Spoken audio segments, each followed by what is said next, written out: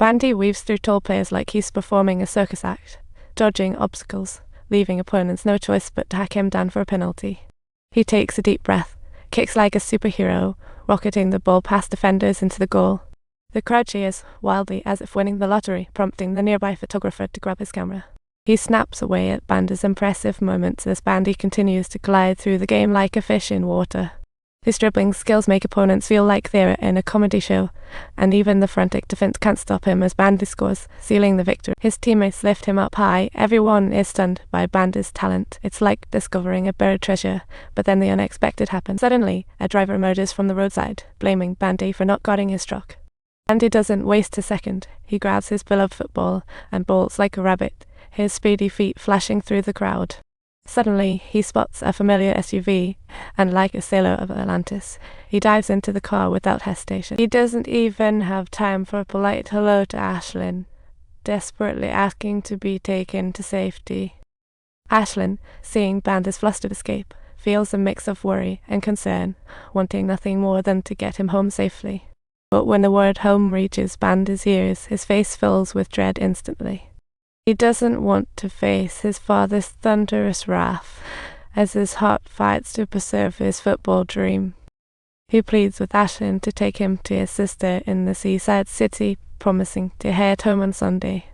Ashlyn, moved by Bandi's pleading eyes, softens and ultimately agrees to his request. After such a thrilling adventure, Bandi feels completely drained and curls up in the back seat, drifting off to sleep. After what feels like ages on the winding seaside road, Bandi gazes at the ocean, yearning for the wide open. But upon arriving at his sister's house, he's met with less of a warm welcome and more of a chilly reception. His sister's life is already tight, and now her little brother's surprise visit feels like an uninvited complication. Yet she knows blood is thicker than water and can't bear the thought of Bandi suffering.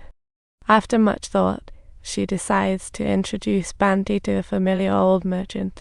The next morning, Bandi is woken up by another child labourer, Ford, who tells him to grab a big bag and kick off the work. They press through the noisy cattle market, bending down like explorers on the hunt for complete cow horns. They must do 10 returns daily, then scrub smelly horns, like a heist cleanup. After polishing, Bubba turns cow horns into lamps to sell at the market, while Bandi still faces urging and criticism. Washing hands before meals is just common sense for Bandi, yet he gets ruthlessly mocked by the vendors. You are the first pot. When Bandi returns from washing hands, the bowl's empty. Bandi feels utterly wronged and helpless, like a little bug, when suddenly Bubba shows up, like a superhero sent from above. Bubba, seeing Bandi's pitiful state, feels a surge of compassion and pulls out the lunch he prepared in advance. This small act of kindness becomes the strongest bond and friendship of their lives. Despite the tough working days, Bandi never forgets his original dream and keeps pushing forward.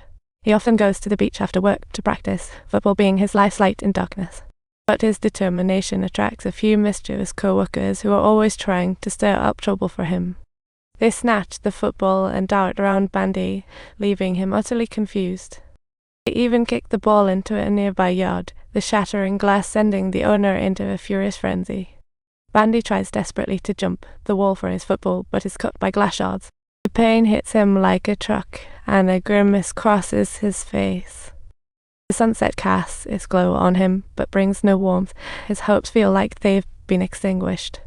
He rushes to the nearby clinic, searching for Ashlyn, deciding to head back to the village, thinking it might be his true home.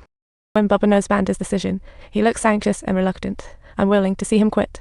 Bubba decides to take Bandi to an old rescue station where children are performing. It's a lively and vibrant place.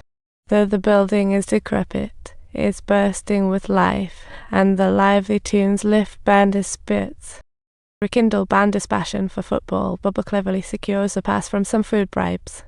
They sneak through a hole in the high wall and successfully reach the top of the stands. Since they can't afford tickets, the two must climb a tall iron tower, watching the game like two little monkeys. With Bubba's encouragement, Bandi summons the courage to climb to the top fearlessly. Upon reaching the top, he joyfully discovers the view is stunning. What an incredible sight. As the match intensifies, the crowd's cheers rise and fall, passion igniting the air like wildfire. Bandi experiences the unique charm of football. His excitement reaches new heights. Just as he gets lost in the exhilarating atmosphere, the ball suddenly flies down to the tower. The lure of the ball makes Bandi forget everything else, leaping down like a Mario character. Boba gasps and closes his eyes. It's a dangerous jump from tower top to platform. Unbelievably, Bandi lands safely without a scratch. Once on the ground, Bandi instantly cradles the ball like a star, showcasing dazzling footwork. This move instantly captures everyone's attention, absolutely mesmerizing. His superb skills amaze the audience, with the white man snapping photos wildly. It's only when the security arrives that Bandi reluctantly kicks the ball back onto the field. What a show. If you enjoyed this story, don't forget to like and subscribe.